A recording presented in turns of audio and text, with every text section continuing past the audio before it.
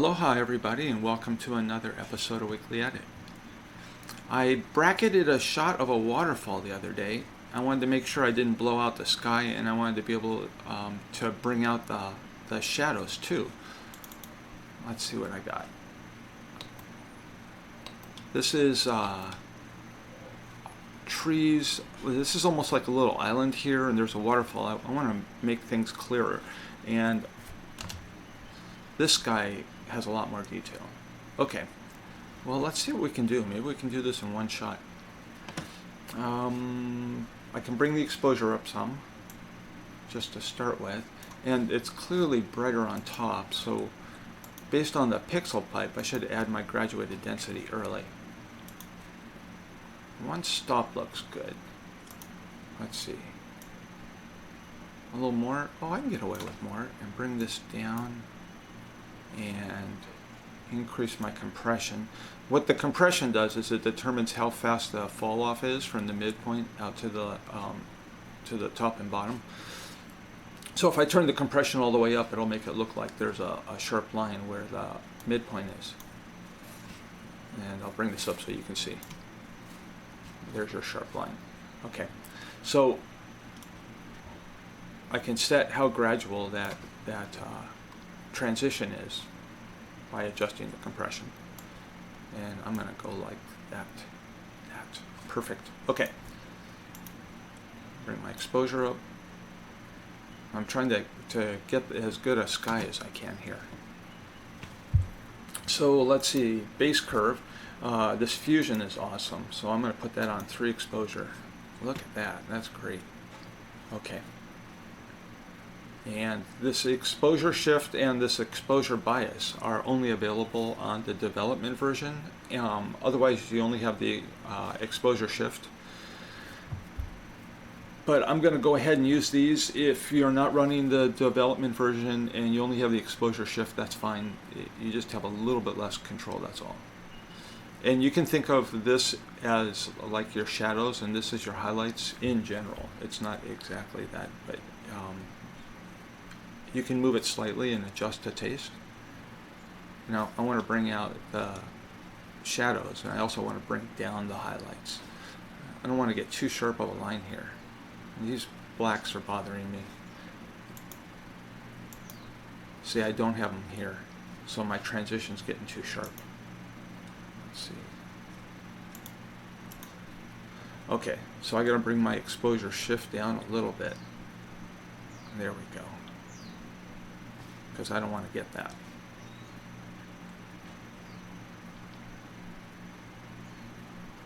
There. Okay, so I'm getting a little less out of it, but I'm not getting problems with high contrast at the transitions. Before the base curve, I can apply tone mapping, and that might really do well in these darker areas. Let's see. Let's just turn it on. Okay, there's a lot of information there, that's for sure. Bring our spatial extent down so it doesn't look so cartoonish, and bring our compression down. Oh, that looks pretty good.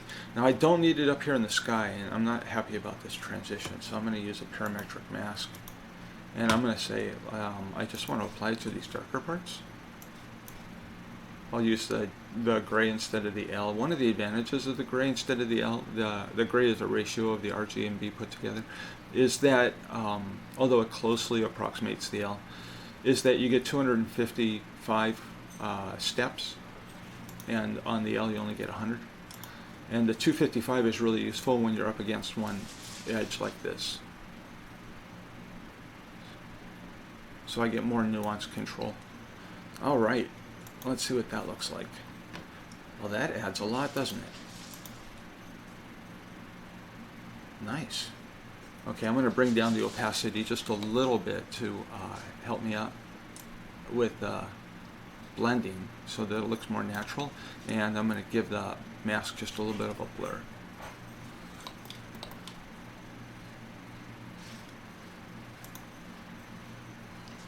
Well, I'm pretty happy with that. I want to see if I can do a little bit more with the sky. I could apply tone mapping to the global tone mapping to the entire image, and that would kind of flatten the contrast a little bit. Let's see. If I apply global tone mapping, and if I don't apply it to the brighter parts. Okay, so I'm using an L mask to apply it. And here's what my L mask looks like. So it's still getting a little bit in the brighter parts, and I don't think I want any. There we go. Okay, so the darker parts are getting more of the global tone mapping operator. And that's really bringing out those shadows a lot. Okay, so the image is really flat in terms of contrast right now, and I think that's where I want to start. I'm a little hot up here at this end. Bring down the exposure some. I don't want to lose my details up there. Okay, that's good. And I've got some places where the black point's good and other places where it isn't as good, so I might have to do some fixing on that. Am I happy with this? I think I am. I think that looks pretty good. Okay, now I want to start bringing out the color and the contours. So let's see, color. Well, I want to apply color to the places that already have some color to kind of give me some separation. So I'm going to use a parametric mask and base it on the C channel, which is the chromacity, and try and catch these areas that are colorful.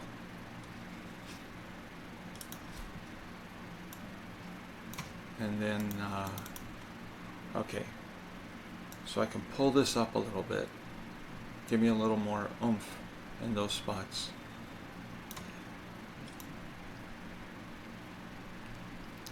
I'm steepening my green and my magenta, and then I'll come in and try to match my yellow.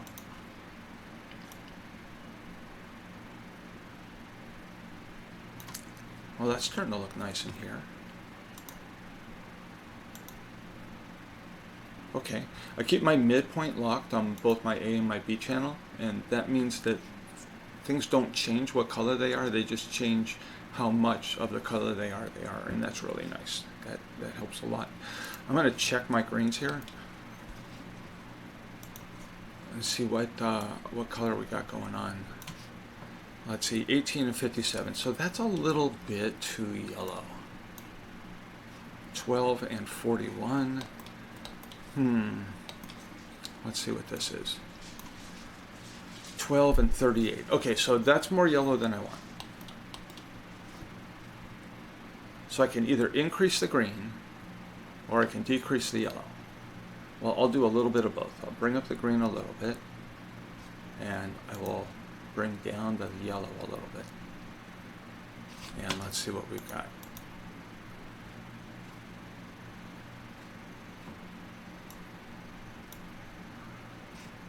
$18 and 44. I'm going to bring down the yellow a little bit more. Okay. And then I want to just deepen the saturation everywhere, but mostly in these brighter parts. So I'm going to use an L mask.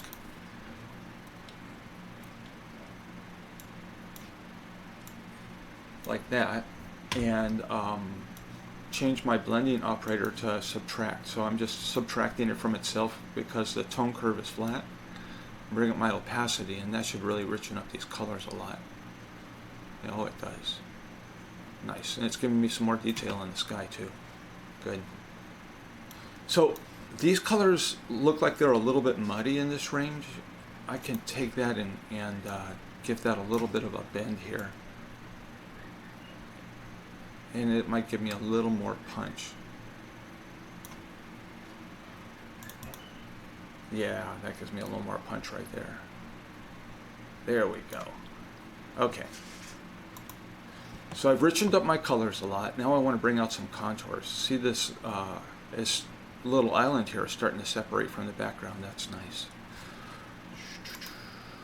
We'll go to low pass, and I want to deal with the sky first. I think the first thing I'm going to do, though, is brighten up the shadows just a tiny bit more. Okay, since I happen to be at the low pass filter, I can do this here. So I'm going to increase my radius by quite a bit. Okay, so now I've got areas that were bright and dark in a large enough area that I've lost all the detail, and I'm going to apply the reverse of this with a overlay blend mode to help control some of these dynamic range. So here we are at 0 on the contrast, and if I take the contrast and turn it negative, then it's applying that overlay blend mode to itself, and that's really helping. It's bringing down the hot sky, and it's bringing up these deeper shadows. I'm worried about halos though. See, I'm starting to get some halos here along this edge. So I think what I'm going to do is I'm just going to exclude this area using a drawn mask and just kind of stay away from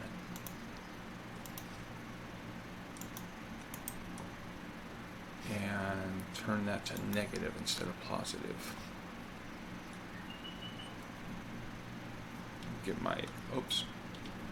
Get my blend area here a little bit larger so I don't have an abrupt transition.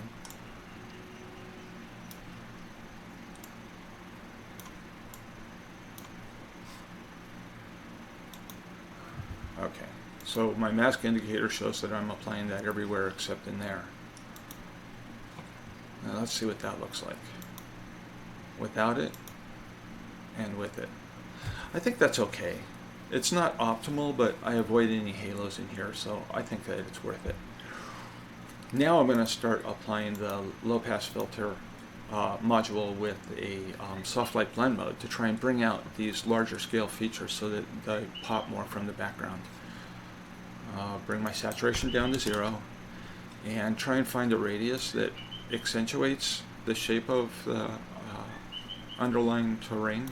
This is kind of nice. See, I'm not getting caught up in the tree branches and stuff, and it kind of gives me a little more of a feel of how the earth lays. I can take my contrast and brightness and try and accentuate the areas I want. Let's see.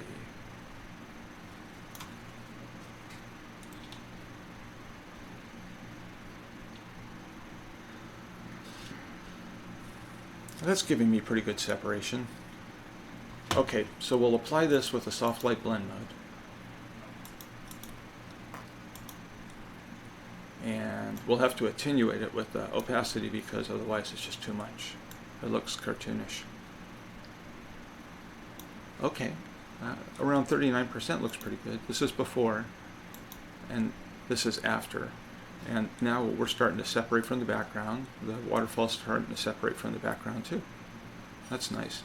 Are we getting any halos up here though? Because I'm worried about that. A little bit. Okay, so I'm going to use it mostly down here and not so much up here by applying a drawn mask. And I'll turn on my mask indicator so I can see which way it's pointed. Like that. And that'll help me avoid halos. Okay, that's good. I like that effect. I think I want to do it again. Yeah, let's do that again. So I'm just going to duplicate this instance, but this time I'm going to take that radius and I'm going to lower it a little bit so that I get a different area that's being accentuated. So I'll take my opacity, I'm going to kick it all the way up, okay, and then I'm going to lower my radius till I get a nice effect. Right about there, that looks good. So that's around 19. And then I'm going to take my opacity and turn it down. Okay. Now, just like the last time, since I duplicated that, that's being applied with blend, so that with a drawn mask, so that it's blending at this zone here and being mostly applied down here. I want to do something with the sky to bring out more contours in the sky, so I'm going to use a low pass filter for that too. Take my saturation down to 0, and I'm going to get my radius so that I'm bringing out the features in the sky I want, and then I'm going to adjust my brightness and contrast to try and bring out more detail. I'm not worrying about the terrain.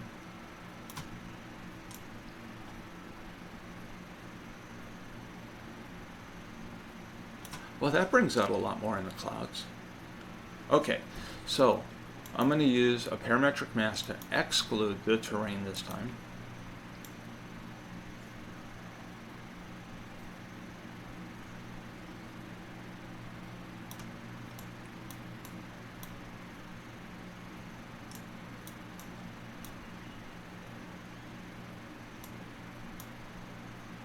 Okay, let's see how that works. I'm going to combine that with the drawn mask so I'm not including the waterfall, and also to give me a smooth transition through these trees, like that. And then I want to apply this with a soft light blend mode. Okay, and then turn it down with the opacity. So this is with none of it.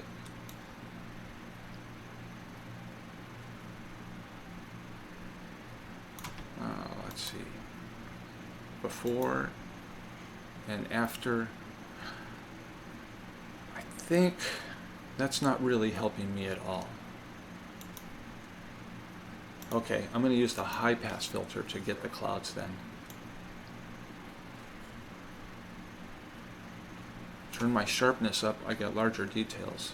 Wow, I got to increase my contrast too. Okay, I got them both cranked all the way up to 100. I only want it to be in the brighter parts. I don't want it to be down here at all. So first we'll use a parametric mask and isolate the effect to just the brightest parts of the image. And then we're probably going to combine that with a drawn mask too. I'll just do that now.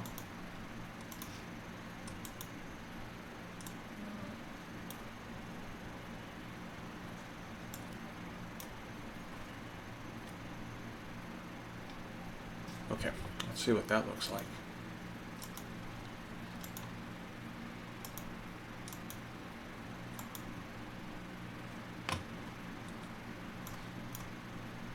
Okay, I'm going to bring up the opacity slowly. I don't want too much. Hey, there we go. So that was up to 64% on the opacity. I like it. The clouds are really starting to pop now. Nice, and so's the bottom. The bottom's looking good. Okay, now I want to do some stuff to everything at once instead of just isolating things to give it a more cohesive look. So I'm going to apply a little bit of these low pass filter to bring out some contours, including the transition along the edge. And this is nice. I like this. Maybe a little bit smaller. Okay, like that. I got branches that are being, yeah, this looks good. Okay. And I will apply this with the soft light blend mode to the entire image, and then take the opacity and bring it up slowly. Yeah, around 20% looks good. I'm going to do the same thing with the high pass filter. Try and bring up a level that gives me some nice contours. Oh, these look good. Maybe a little bit more contrast. Yeah. Yeah, that really brings out some detail. Nice. I'm going to apply this with a parametric mask based on the L channel. Otherwise, I get cartoonish looking halos around the darker parts of the image. And once again, a soft light blend mode. So let's see what it looks like before and after. That's before, and that's after. Yeah, that's great. We got some fringing in here, and I've got my corrections for chromatic aberrations on, so I'm going to use this defringing module, and I like this static threshold. That seems to work really well.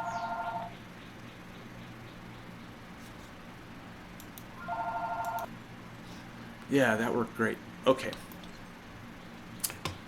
Where are we at?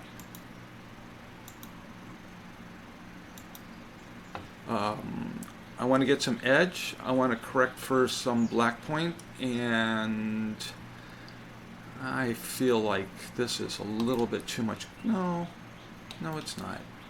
Okay, I thought I was getting some light halos along these edges from the last low pass, but I think it's okay.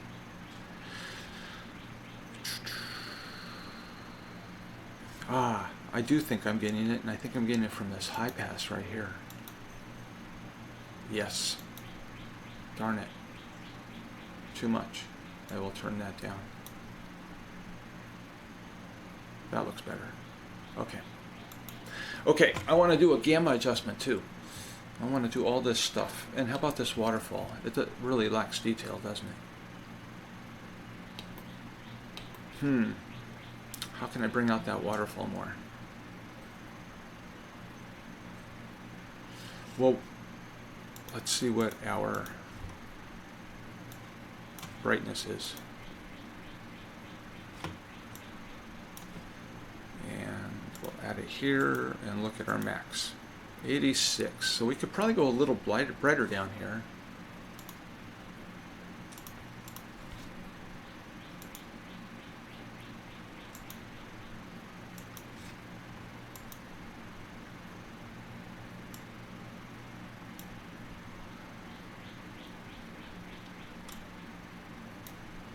Okay.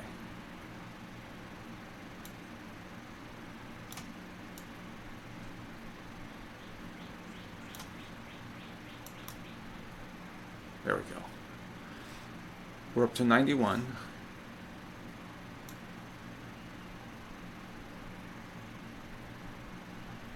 $93.5. That's about as far as I want to go. How does that look? It certainly gives me a little better waterfall. I think that worked out just fine.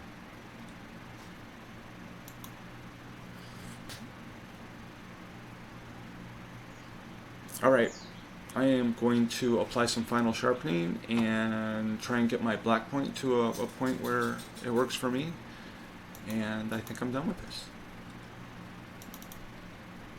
I'm going to bring this down. And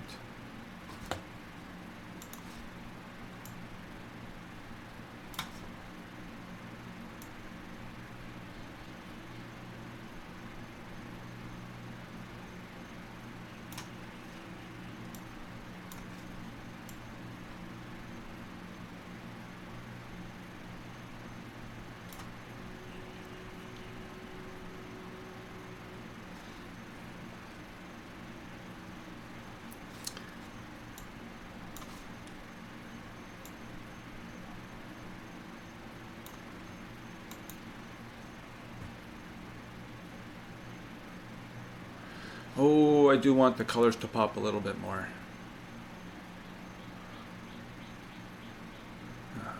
Feels like things are just a little bit blue too.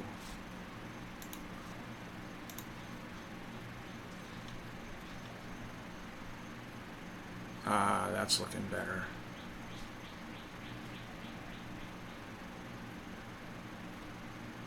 I like that. Okay. What am I thinking about? I think that I really want this waterfall to be a little bit wider and have a little more detail in it. It looks kind of yellow.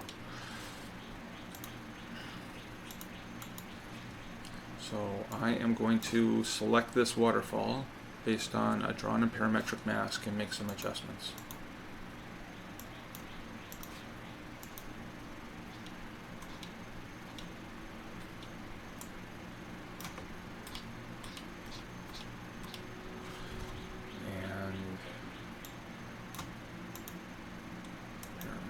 Oh, come on.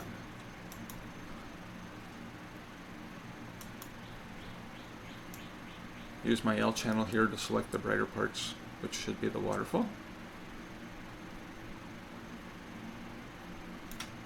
Okay.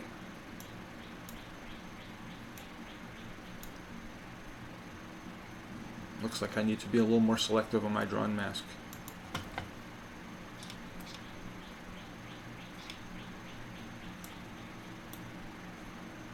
There we go, that looks good. And I want a more neutral color and more detail in my waterfall.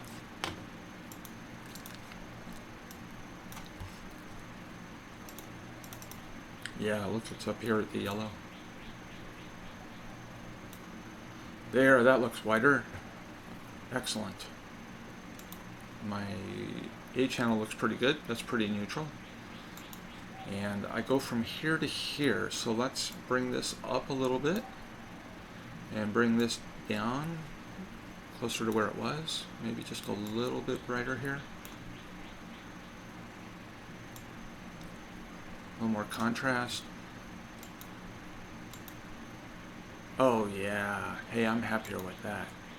And then since I got this edge here where I'm using that parametric and drawn mask combination, I'm going to give it a little bit of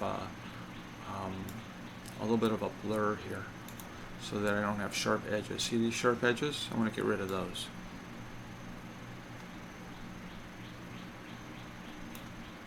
There. There we go.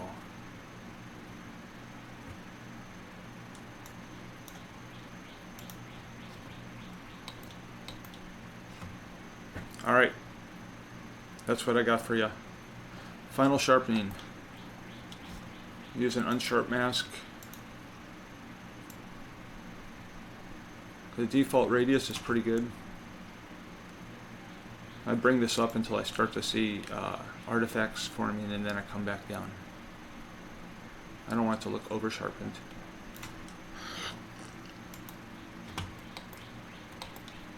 I still feel like my black point could be over just a little bit, and I don't want to mess with this image, so because I've got all these parametric masks that are happening, so I'm going to export this as a TIFF and then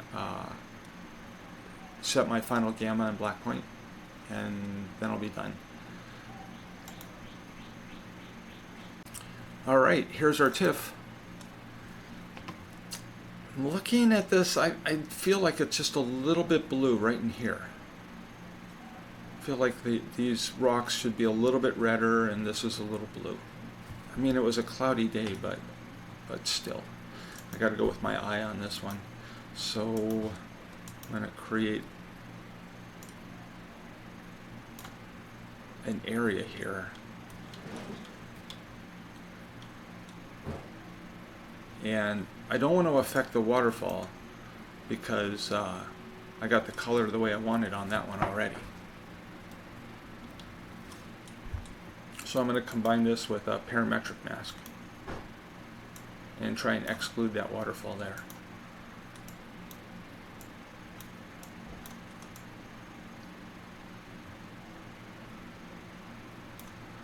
There we go. Nice. A little bit of a mask blur.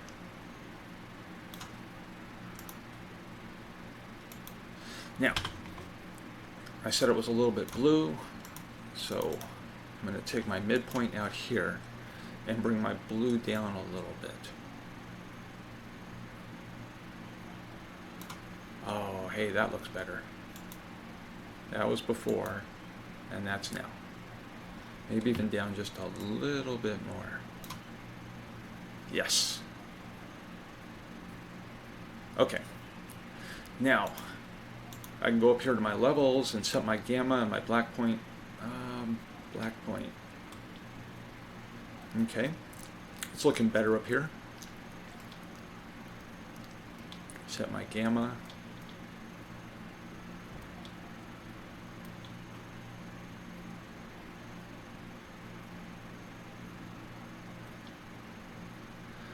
And I feel like the plants are looking good, but these rocks could have a little bit more color in here.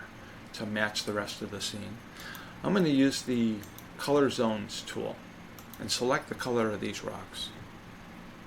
They're right in here, and I'll set up some points on either side of this midpoint so that I can adjust the shape of the bell curve and bring up my saturation on that. So let's see, what do we got? Before and after. Hey, that's better. Nice. Is that affecting these flowers? No, it's not, because those flowers are pretty bright. It feels a little bit dark on this side. My shadows are a little bit deep. Shadows and highlights. Let's go to bilateral filter, and I don't want to bring up the shadows that much, just a little bit. And bring my highlights down to 0. There we go. And we'll bring the shadows down to 0 and slowly bring them up.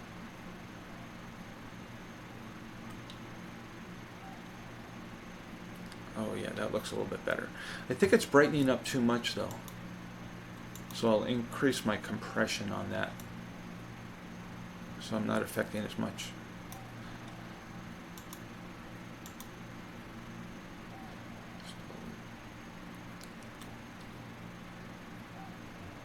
So before and after. Hey, there we go. I am finally happy with this. I hope everyone has a great week, and I'll see you next weekend. Ahui ho!